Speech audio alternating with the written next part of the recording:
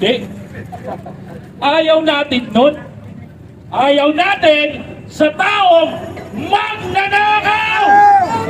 Pag walang pananagutan, wala talagang kapayapaan. Totoo yon. And kabado na si VP Sara.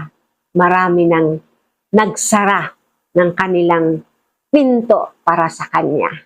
Sa mga hindi pa po nakasubscribe, please subscribe and like and i-share na rin po ninyo itong video ito para malaman na rin ng marami at nang tayo dumami din po. And para marami nang magising sa katotohanan na hindi tayo dapat nagre-rely sa mga fake news. So, again, inuulit ko po dito sa ating channel ay pawang katotohanan lamang po and only the truth, purely the truth, and nothing but the truth. Tunay talaga na ayaw na ng mga taong bayan kay VP Sara.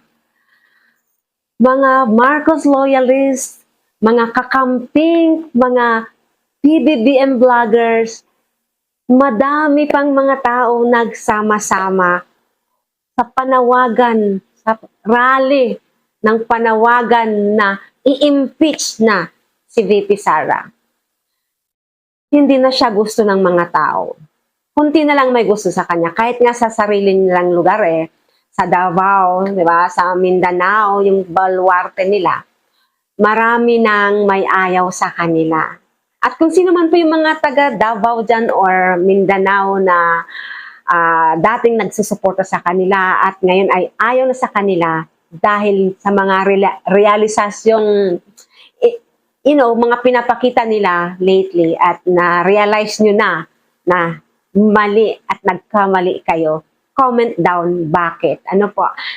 Ito po yung video, panoorin natin. Ngayon, araw na to, hanggang sa dulo, na ma-impeach natin ang magnanakaw! Papayag pa kayo